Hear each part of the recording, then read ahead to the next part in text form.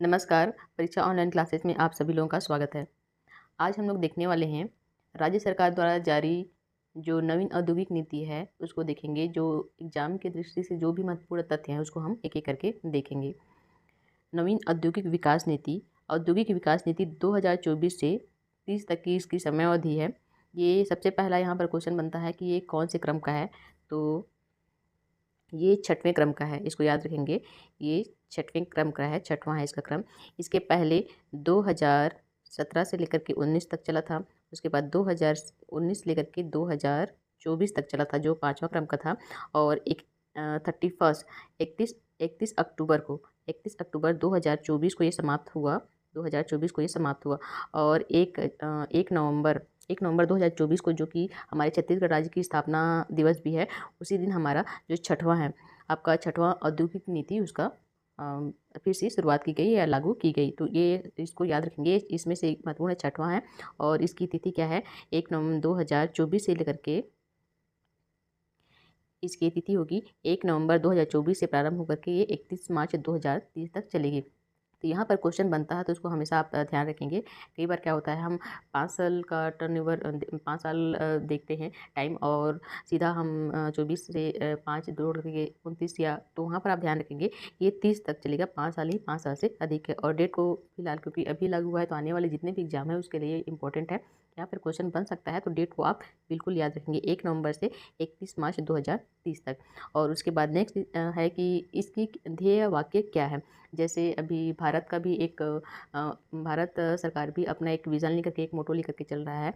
तो उसी की तर्ज पे छत्तीसगढ़ भी क्या कर रहा है, छत्तीसगढ़ अमृतकाल छत्तीसगढ़ विजन 2047 लेकर के चल रहा है। क्योंकि भारत सरकार क्या कर रहा है, अभी अमृत महोत्सव मना रहा है। इसको हमने कई बार इस शब्द को सुना होगा। तो इसी के तर्ज पे छत्तीसगढ़ भी अपना विजन लेकर के चल रहा है। 2047, सॉरी पहले उच्चारण में कुछ गड़बड़ हुआ था।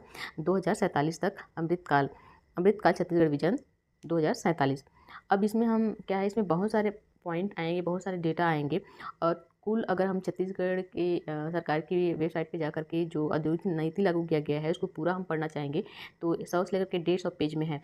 तो पूरा को हम उतना पढ़ने में भी क्या है, पढ़ते पढ़ते आदमी थक जाता है, और सारी चीज़ों को, फैक्ट को याद कर पाना भी मुश्किल होता है। तो हम इसको कम शब्द, उसका जो सारांश है उसको यहाँ पर देखेंगे। उसके बाद इसका जो फैक्ट है उसको एक अलग क्लास में देखेंगे। फैक्ट तो यहाँ पर देखेंगे ही। तो सबसे पहले पूरा पूरा जितना भी क्षेत्र को इसमें समाहित किया गया है उसको लेके चलते हैं। इसके बाद क्या करेंगे, एक क्लास और उसको देखेंगे, क्योंकि सभी को इसी में देखेंगे तो बहुत क्लास लंबा हो जाएगा।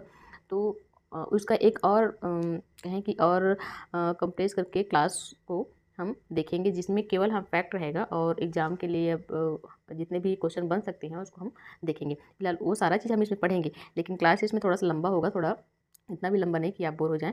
तो क्लास पूरा आप देखेंगे तो एक बार अच्छे से आप समझ जाएंगे, तो इससे जो भी क्वेश्चन बनेगा वो आपका इसकी बिल्कुल नहीं होगा।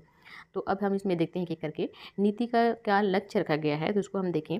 तो समग्र औद्योगिक विकास के माध्यम से रोजगार सृजन एवं अग्रणी औद्योगिक राज्य की परिकल्पना करने का लक्ष्य रखा गया है। रोजगार को भी ध्यान में रखना है, साथ ही साथ अपने औद्योगिक नीतियों को ऐसे ही रखना है कि हम औद्योगिक रूप से भी अपने राज्य को आगे बढ़ा सकें। इसमें पहला पॉइंट हम देखते हैं कि रोजगार के लिए क्या रणनीति बनाई गई है। तो इसमें रोजगार के क्षेत्र में देखें तो प्रथम बार में 1000 से अधिक स्थानीय रोजगार सृजन के आधार पर बी स्पोक पैकेज रखा गया है। यहाँ पर याद रखेंगे, तो यहाँ पर 1000 से अधिक स्थानीय रोजगार सृजन के आधार पर बी स्पोक पैकेज रखा गया है। अब इसमें बी स्पोक पैकेज को देखेंगे तो बी जो है ब्रिटिश टेलरिंग से रिलेटेड है, मतलब जहाँ पर जिस प्रकार की आवश्यकता है उसके आधार पर रोजगार सृजन किया जाएगा। इसके अलावा प्रथम बार राज्य के निवासी के प्रशिक्षण पर प्रति व्यक्ति को 15,000 की प्रशिक्षण वृत्ति प्रतिपूर्ति स्टाइपेंड दी जाएगी। तो इसमें जो स्पेशली मैं हाईलाइट करूँगी उस पॉइंट को तो आपको याद रखना है, बाकी को सरसरी तौर पर एक बार पढ़ लेंगे तो क्या है, पढ़ा रहेगा तो वो छूटेगा नहीं। और जिसको स्पेशली जो है बहुत इंपॉर्टेंट है उसको स्पेशली मैं हाईलाइट कर दूँगी। जिसमें इससे पहले वाला जो पॉइंट है बी स्पोक पैकेज, इसको आप याद रखेंगे, इंपॉर्टेंट है। उसके बाद है कुशल रोजगार को बढ़ावा देने के लिए 5 वर्ष तक 75% ईपीएफ प्रतिपूर्ति, अधिकतम 1 करोड़ प्रति वर्ष। यहाँ पर ईपीएफ का तात्पर्य ये है कि जो भी रोजगार दिया जाएगा 5 वर्ष के लिए, 5 वर्ष के लिए जो लक्ष्य रखा गया उसमें रोजगार दिया जाएगा। तो साथ में उसमें ईपीएफ की भी व्यवस्था होगी। तो ईपीएफ में क्या होता है, जो भी पेमेंट रहता है या पेमेंट स्केल रहता है किसी भी व्यक्ति का, उसका 12% उसके सैलरी से करता है और 12% स्टेट गवर्नमेंट देता है। और वो जब बाद में मतलब रिटायरमेंट के बाद में वो पेंशन के रूप में उसको मिलता है। तो यहाँ पर क्या किया गया है, 5 वर्ष तक 75% की ईपीएफ की प्रतिपूर्ति करेगा कौन, राज्य सरकार करेगा, और अधिकतम 1 करोड़ प्रति वर्ष। तो उसके बाद है, निःशक्तों को स्थायी नौकरी प्रदान करने पर शुद्ध वेतन का 40% अनुदान 5 वर्ष की अवधि हेतु प्रति कर्मचारी अधिकतम रुपये 5 लाख हो सकता है। इसमें निःशक्त जन को भी विशेष ध्यान दिया गया है और 5 वर्ष के लिए उन जो वेतन है उसमें भी आपकी सॉरी, निःशक्तों को स्थायी नौकरी प्रदान करने पर शुद्ध वेतन का 40% अनुदान 5 वर्ष की अवधि हेतु प्रति कर्मचारी अधिकतम रुपये 5 लाख वार्षिक। यहाँ पर आप इसको कैसे समझ सकते हैं, 5 साल की अवधि के लिए जो भी वेतन उसका रहेगा कर्मचारी का, उसका 40% अनुदान गवर्नमेंट देगा। नीति अंतर्गत स्वरोजगार मूलक उद्यम क्रांति योजना, ये इम्पोर्टेंट है, इसको याद रखेंगे। नीति अंतर्गत ये मतलब किस नीति के अंतर्गत, या इसमें क्वेश्चन ये आ सकता है कि 5 वर्ष में 5 लाख लक्ष्य रखा गया है, तो यहाँ पर ये दोनों एक दूसरे के पूरक है। इसमें उद्यम क्रांति योजना है जिसके अंतर्गत 5 वर्ष में 5 लाख रोजगार देने की योजना बनाई गई है। अब इसमें दोनों को याद रखेंगे, 5 वर्ष में 5 लाख है 5 वर्ष में, और ये योजना क्या होगा, उद्यम क्रांति योजना। उसके बाद नेक्स्ट है, नवीन औद्योगिक विकास नीति के अंतर्गत नवीन पहल क्या किया गया है। ये तो रोजगार से रिलेटेड जो महत्वपूर्ण बिंदु थे, तो नया पहल क्या किया गया है, इसके लिए महत्वपूर्ण बिंदु कौन कौन से हैं। राज्य के सेवानिवृत्त अग्निवीर सैनिक व आत्मसमर्पित नक्सलियों के लिए 10% अधिक अनुदान दिया गया है। ये इम्पॉर्टेंट फैक्ट है क्योंकि अभी अग्निवीर को लेकर के और नक्सली दोनों ही करेंट का बहुत ही ज्वलंत मुद्दा है, जिसमें कई बार राज्य सरकार जो केंद्र सरकार है उसको अग्निवीर को लेकर के घेरने का प्रयास किया जाता है कि अग्निवीर, क्योंकि ये नौकरी बहुत कम समय के लिए रहता है, तो उस नौकरी में जाने के बाद जो भी युवक है उसके आगे फ्यूचर में क्या होगा। तो उसी को ध्यान में रखते हुए केंद्र सरकार जहाँ जहाँ भी उस राज्य सरकार में केंद्र सरकार की सत्ता की जो पार्टी है शासित है, उसमें ये नियम 2-3 राज्यों में लागू भी कर दिया गया है, जिसमें अब छत्तीसगढ़ भी शामिल हो गया है। इसमें क्या किया जा रहा है, जो अग्निवीर हैं उनको रोजगार के क्षेत्र में अलग से 10% का अनुदान दिया जाएगा। इसके अलावा जो नक्सली हैं, जो या तो वो अपने से आत्मसमर्पित स्वयं से करते हैं, तो उनको भी अलग से 10% अनुदान दिया जाएगा। तो इस तरीके से नक्सल समस्या को भी दूर करने के लिए एक जो नवीन पहल है ये महत्वपूर्ण है। प्रथम बार, इसको आप इस पॉइंट को याद रखेंगे, प्रथम बार एमएसएमई तथा बृहद उद्योग हेतु पृथक पैकेज लागू किया गया है। इसमें जैसे एमएसएमई है और बृहद उद्योग है, इसको समझने के लिए अगर आप देखेंगे तो एमएसएमई में क्या है, जो इसको 3 कैटेगरी में बांटा गया है। उसके बाद प्रथम बार एमएसएमई सेवा उद्यम एवं बृहद सेवा उद्यम हेतु प्रोत्साहन राशि की व्यवस्था की गई है। राज्य की आवश्यकता एवं विशिष्ट अनुरूप विशिष्ट उत्पाद हेतु पृथक से विशेष आर्थिक निवेश प्रोत्साहन की योजना की गई है। इसमें ये इम्पोर्टेंट है, जैसे कुछ राज्य का विशेष उत्पाद है उसके लिए अलग से प्रोत्साहन योजना का भी व्यवस्था की गई है ताकि उसमें निवेश किया जा सके, उसमें विशेष निवेश किया जा सके। उसके बाद विशिष्ट उत्पाद सेक्टर में 200 करोड़ से अधिक निवेश वाले प्रथम 5 एंकर उद्यमों को 5% अधिक अनुदान मिलेगा। ये भी बहुत आईएमपी है, इसको याद रखेंगे। जो विशेष उत्पाद सेक्टर है, जैसे इसमें से हमने देखा था, क्योंकि अगर कुछ राज्य में विशिष्ट उत्पाद हैं और उसको लेकर के अगर किसी प्रकार के उद्यम शुरू की जा रही है तो उसको अलग से निवेश के लिए प्रोत्साहन राशि सरकार की तरफ से तो मिलेगी ही, लेकिन प्रथम जो 5 उद्यमी होंगे जो कि 200 करोड़ तक के निवेश कर रहे हैं इसमें, तो उनको क्या गया है 5% अलग से अनुदान दिया जाएगा। तो ये एक तरीके से मतलब उसको और हाईलाइट कर रहा है गवर्नमेंट कि अगर आप पहले इसमें आप निवेश कर रहे हैं तो आपको और जो छूट तो दिया ही जा रहा है उसमें 5% और एक्स्ट्रा छूट मिलेगा। तो इस पॉइंट को आप याद रखेंगे। औद्योगिक विकास नीति के तहत नेक्स्ट पॉइंट है इसमें सरलीकृत एवं संतुलित नीति। उद्यम आकांक्षा की अवधि 2 वर्ष से बढ़ाकर 5 वर्ष की गई है। जो उद्यम के लिए अवधि है उसको 2 वर्ष लेकर से बढ़ाकर क्या कर दिया गया है, 5 वर्ष कर दिया गया है। प्रभावशील क्रियान्वयन एवं त्वरित निर्णय हेतु मंत्रिमंडलीय उप समिति का गठन किया गया है। प्रभावशील क्रियान्वयन एवं त्वरित निर्णय हेतु मंत्रिमंडलीय उप समिति का गठन किया गया है। ये महत्वपूर्ण है क्योंकि किसी भी चीज़ के लिए एक अलग से मंत्रिमंडल की व्यवस्था हो तो वहाँ पर कार्य करने में एक सुचारूपन आता है, तो ये अच्छा प्रयास है। भारत सरकार की एमएसएमई परिभाषा के अनुरूप उद्यम श्रेणियों का निर्धारण किया गया है। औद्योगिक दृष्टि से पिछड़े विकास खंडों में अतिरिक्त औद्योगिक निवेश की प्रोत्साहन की व्यवस्था की गई है। यहाँ पर विकास विकासखंडों के स्तर पर अलग से औद्योगिक निवेश की प्रोत्साहन की गई है और राज्यों के विकासखंड को 3 समूह में वर्गीकृत किया गया है। जैसे यहाँ पर विकासखंड की बात हो रही है, इसको 3 वर्गों में वर्गीकृत किया गया है। जैसे अभी हमारे छत्तीसगढ़ में टोटल 146 विकासखंड हैं। तो विकासखंड जब से छत्तीसगढ़ राज्य बना है उसके बाद उसमें कोई परिवर्तन नहीं हुआ है इसका और इसको 3 श्रेणी में विभाजित किया गया है। जैसे समूह फर्स्ट है, तो फर्स्ट समूह में 146 है, उसको फर्स्ट समूह में कितने हैं, 10 हैं, सेकेंड में 61 हैं और तीसरे में 75 विकासखंड हैं। आपके 10 हो गए, 5 पे 1 6 हो गया और ये हो गया 46। इस तरीके से 46 हो गया। तो हम इसमें से जानते हैं 46 में 85 जो विकासखंड हैं जिसको आदिवासी विकासखंड के अंतर्गत रखा जाता है, उनके लिए भी अलग से प्रावधान किया गया है। अब जो विकासखंड है इसकी संख्या का निर्धारण कौन करता है, केंद्र सरकार करता है और विकासखंड केंद्र सरकार बनाता है, इसलिए इसकी संख्या ज्यों के त्यों अभी तक भी बनी हुई है। फिलहाल ये मुद्दा नहीं है। अब यहाँ पर आप याद रखेंगे कि इसमें इंपॉर्टेंट है, इसमें पॉइंट 3 समूह वर्गीकृत किए गए हैं। पहले में आपका 10 है, दूसरे में 61 है और तीसरे में 75 है। तो नेक्स्ट पॉइंट है इसमें अनुसूचित जनजाति वर्ग हेतु प्रोत्साहन राशि।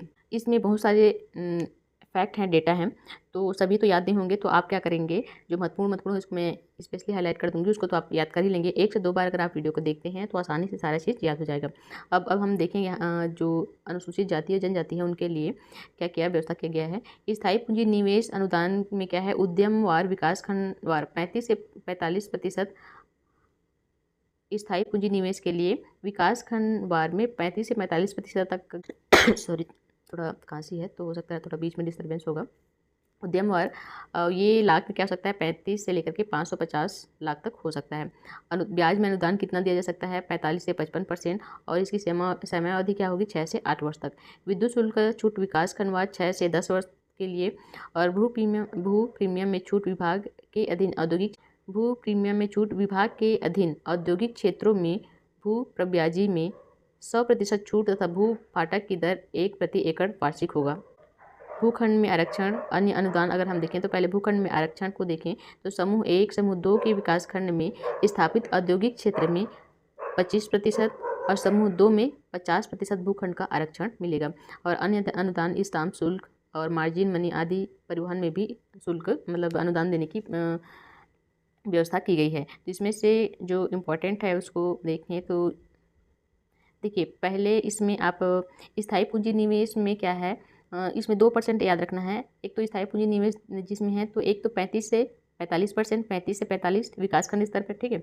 और यहाँ पर ये समूह ए के लिए सभी के लिए ये सामान्य है। यहाँ पर समूह ए या 2 के लिए नहीं है। 35 से 45% अगर इसको रुपयों में लेंगे तो 35 लाख से लेकर के 550 लाख तक।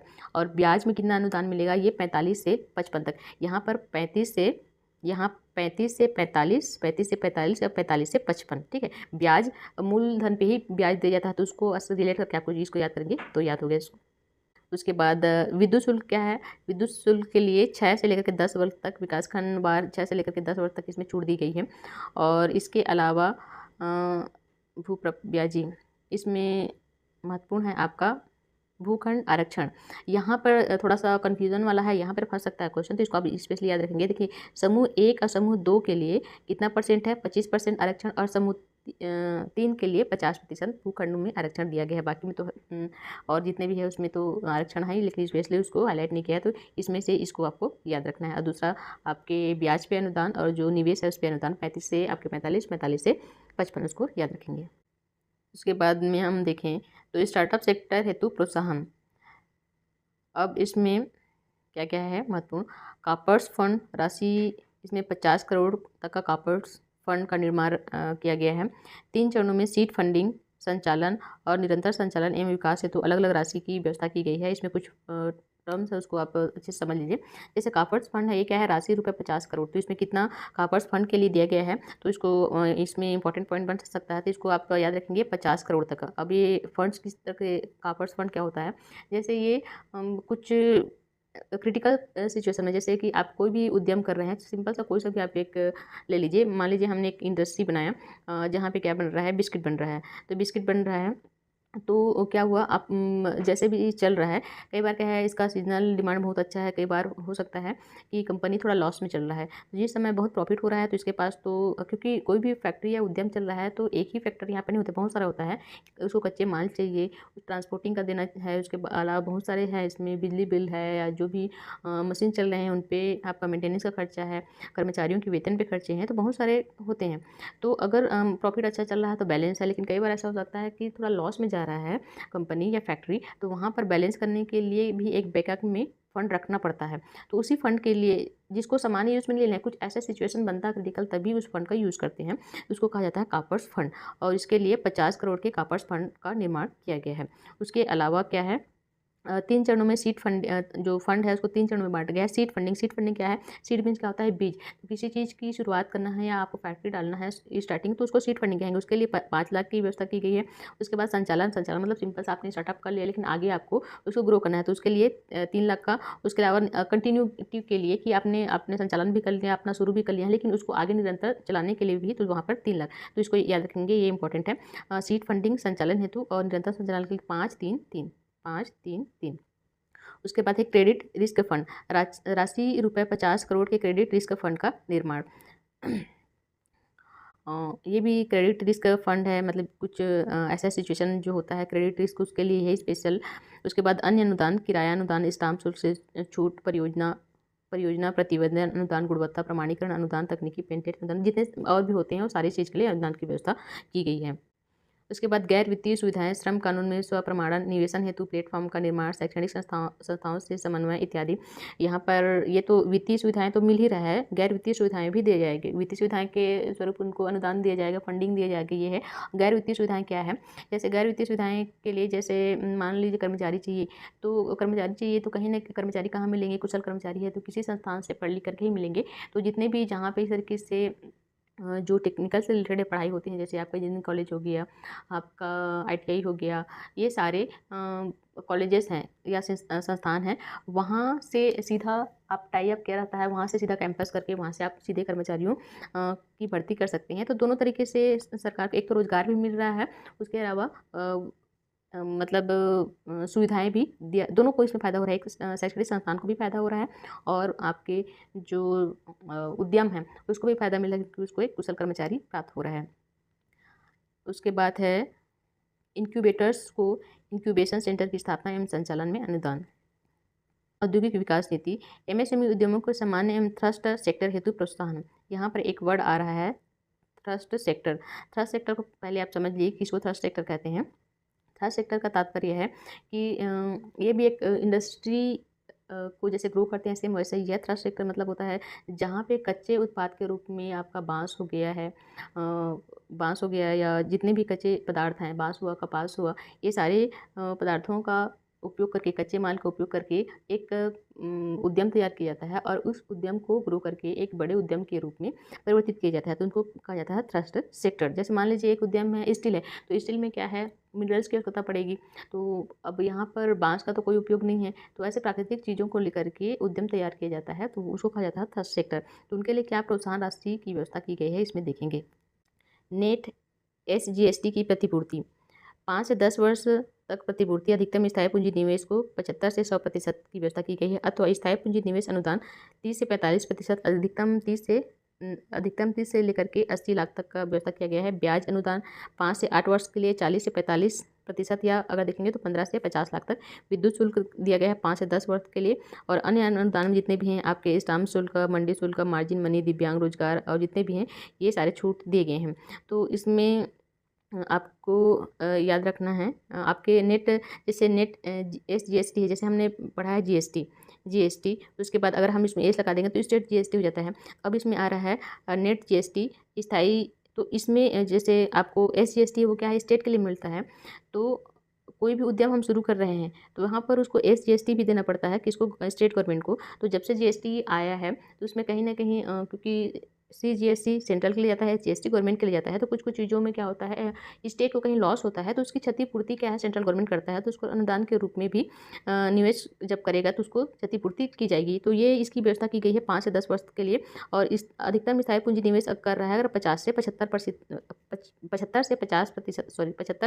तक कर रहा है तब उसकी क्षतिपूर्ति होगी। उसके अलावा 30 से 45% उसके स्थायी पूंजी निवेश में अनुदान मिलेगा। ब्याज में कितना है, इसमें 40 से 55% तक। बस इसमें याद रखना है, अगर SGST में 75 से 100%, स्थायी पूंजी निवेश में 30 से 45% और ब्याज में अब कितना है 40 से 55%। और कितने वर्ष के लिए, 5 से 8 वर्ष के लिए।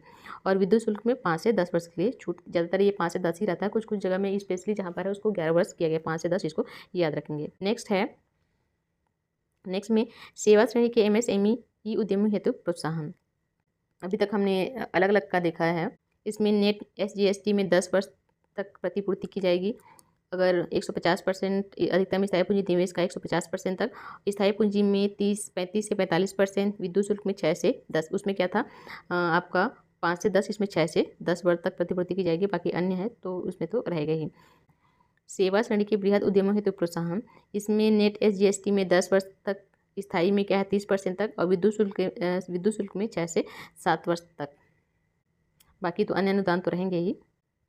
बृहद उद्यमों के थ्रस्ट सेक्टर हेतु प्रोत्साहन, इसमें यहाँ पर जैसे अभी तक हमने MSME का देखे, हमने MSME देखा, MSME के अलावा सेवा का देखा और अनुसूचित जाति जनजाति का देखा, रोजगार के लिए देखा।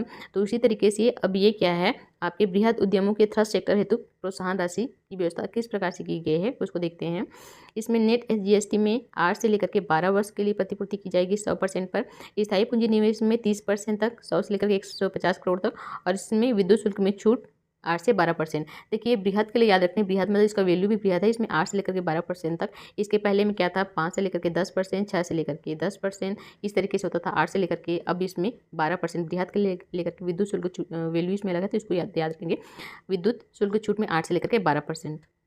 बाकी तो अन्य में जैसा है वैसे सेम ही रहेगा। बृहद उद्यमों के सामान्य सेक्टर हेतु प्रोत्साहन राशि, इसमें कुछ स्पेशल नहीं है, तो इसमें भी 6 से 8 वर्ष के लिए 15%, विद्युत शुल्क में 6 से 8 वर्ष के लिए, ये इम्पोर्टेंट है। विशिष्ट उत्पाद हेतु बृहद उद्यम, इसको स्पेशली फोकस किया गया है। तो क्या विशिष्ट उत्पाद हेतु उद्यम बृहद उद्यम में अलग से अनुदान किया गया है, तो इसके अंतर्गत क्या क्या शामिल है अगर हम इसको देखें तो फार्मास्यूटिकल है, टेक्सटाइल है, कृषि एवं खाद्य प्रसंस्करण है, गैर कास्ट अनुपज है, ग्रीन हाइड्रोजन है, कंप्रेस्ड बायो गैस है, AI है, रोबोटिक्स, GPU और डेटा सेंटर, डेयरी उत्पाद, ITES और इलेक्ट्रिकल और इलेक्ट्रॉनिक्स, ये सारे उत्पाद इसके अंतर्गत शामिल हैं। इनमें इस बार क्या है, देखिए हर चीज़ में AI आ रहा है, तो स्पेशली आपको AI को भी इसमें शामिल किया गया है, क्योंकि एनर्जी के मामले में ग्रीन एनर्जी पे फोकस किया गया जा रहा है, ग्रीन एनर्जी को भी शामिल किया गया है।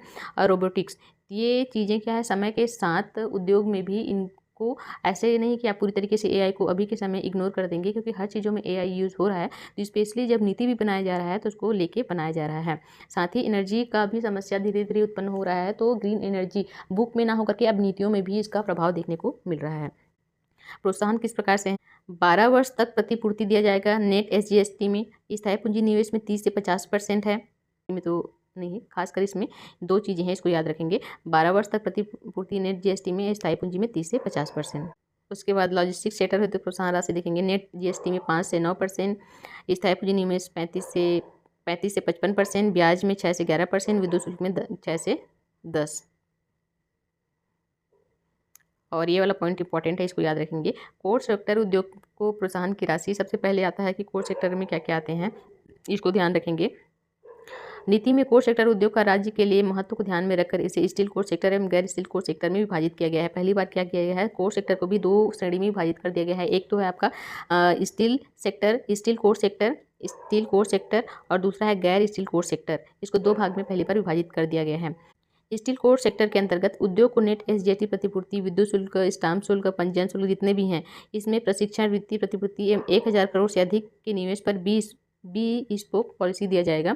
और गैर स्टील के लिए क्या है, इसमें 1000 करोड़ से अधिक, इसमें 1000 करोड़ से इसमें भी 1000 करोड़ से अधिक निवेश पर 20 बुक, तो ये तो निवेश पे है।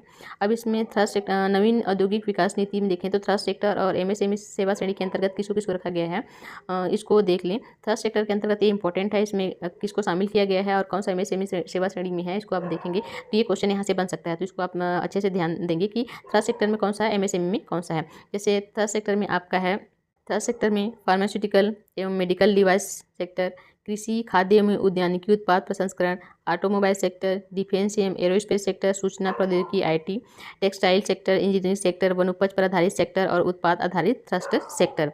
और एमएसएमई में शामिल किया गया है लॉजिस्टिक सेवा, ITI enable service, engineering service, research and development sector, पर्यटन एवं मनोरंजन सेक्टर, बिजनेस सेवा केंद्र और पर्यावरण संरक्षण। एक बार इसको रीडिंग मारेंगे, 1 से 2 बार मारेंगे तो ये याद हो गया आएगा। तो इस तरीके से हमने जितने भी महत्वपूर्ण पॉइंट बन सकते थे उसको इसमें हमने देख लिया है। अब इसमें एक कंपैरेटिव स्टडी देखेंगे और इससे क्या क्या एमसीक्यू बन सकते हैं, एमसीक्यू फॉर्म में उसको हम देखेंगे। तो उसको हम नेक्स्ट क्लास में देखेंगे क्योंकि वीडियो काफ़ी लंबा हो जाएगा। अभी हमने अगर सरसरी तौर पे देखें तो हमने क्या देखा, कोर सेक्टर के लॉजिस्टिक सेक्टर हो गया, उसके बाद विशिष्ट उत्पाद के अंतर्गत कौन कौन से बृहद उद्यम हो सकते हैं, इसको हमने देखा। और ये तो वैल्यू है, सबको तो याद नहीं कर सकते, इसको कंपेरेटिव हम एक नए क्लास में देखेंगे जिसमें कंपेयर करके जो इंपॉर्टेंट है, जो हमारे एग्जाम के लिए इंपॉर्टेंट है उसको हम देखेंगे, क्योंकि ऐसे में वीडियो काफ़ी लंबा हो जाएगा। तो आज के लिए इसमें इतना ही। अगर किसी प्रकार कोई डाउट होगा तो आप कमेंट बॉक्स में ज़रूर देंगे। तो फिर से मिलते हैं नेक्स्ट क्लास में। आज तक के लिए इतना ही। Thank you so much.